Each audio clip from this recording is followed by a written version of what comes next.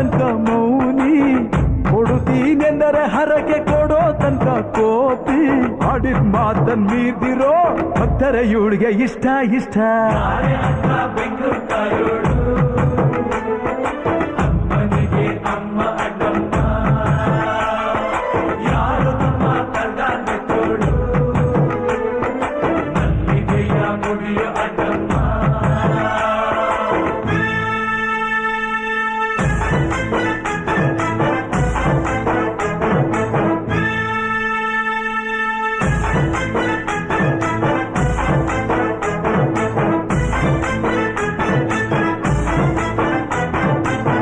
ಕಾಡು ಮಲ್ಲೇಶನೇ ಒಮ್ಮೆ ತಾಯ ಬೇಡಿದ,